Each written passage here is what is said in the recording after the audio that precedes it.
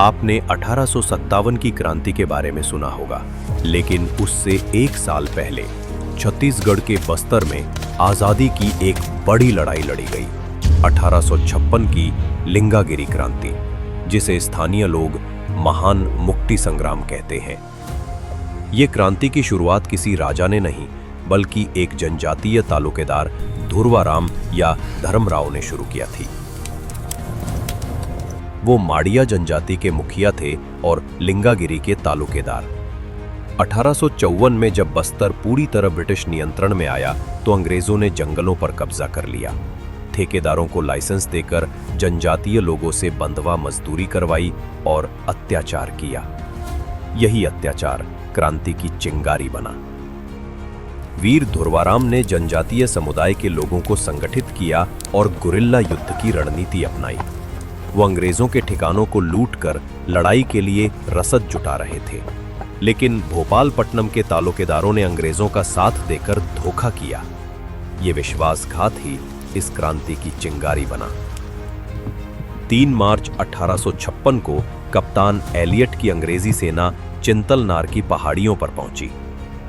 वीर धुर्वाराम और उनके माड़िया योद्धाओं ने तीरों से हमला किया। दिन भर भीषण युद्ध चला। अंग्रेज माड़िया योद्धाओं के तीर कमान और साहस के सामने कमजोर पड़ गए। तब अंग्रेजों ने क्रांतिकारी धुर्वाराम की पत्नी और बच्चों को बंधक बनाकर क्रांतिकारी धुर्वाराम को कैद कर लिया। 5 मार्च 1856 को उन्हें फांसी दे दी गई। वीर धुर्वाराम की शहादत के बाद अंग्रेजों ने लिंगागिरी तालुका भोपालपट्टनम को दे दिया, लेकिन वहीं के जमींदार का बेटा यदोराव, जो वीर धुर्वाराम का मित्र था, अपने पिता से अलग होकर अंग्रेजों के खिलाफ खड़ा हो गया। उसने डोरला और तेलंगा जनजातियों को संगठित किया और लगभग 2000 योद्धाओं की सेना बनाई। मोलमपल्ली के जमींदार क्रांतिकारी बाबूराव ने भी उसका साथ दिया। 1858 में क्रांतिकारी बाबूराव ने ब्रिटिश टेलीग्राफ विभाग पर हमला किया, जहां 2 अंग्रेज अधिकारी मारे गए। लेकिन अंग्रेजों ने महिला जमींदार लक्ष्मीबाई के जरिए धोखा देकर क्रांतिकारी बाबूराव को पकड़वाया और सितंबर 1858 में उसे चंद्रपुर जेल में फांसी दे दी। वीर यदोराव की क्रांति के खिलाफ अंग्रेजों ने एक बार फिर धोखे का सहारा लिया।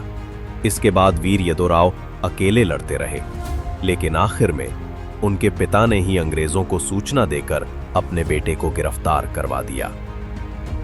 1860 में वीर यदोराव को भी मृत्युदंड दिया गया।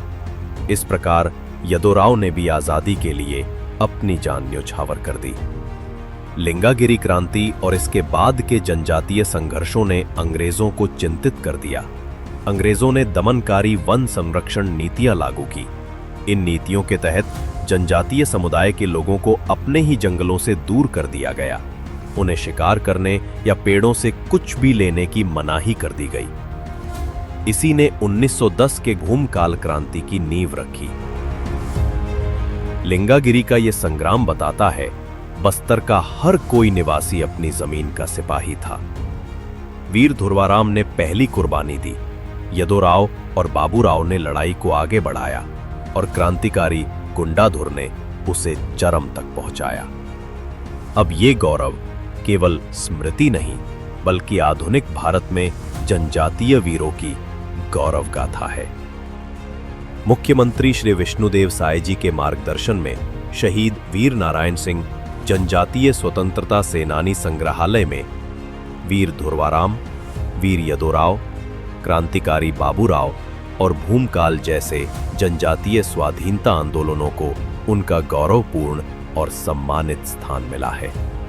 ये स्थान सिर्फ इतिहास को दर्शाता संग्रहालय नहीं, बल्कि उन पूर्वजों की पुकार है जिन्होंने आजादी के लिए अपना सर्वस्व बलिदान किया। ये संग्रहालय हमारे पूर्वजों की अमर गाथा है, जो हर पीढ़ी को याद दिलाता है कि आजादी खून से लिखी गई थी और उसका सम्मान करना हमारा कर्तव्य है।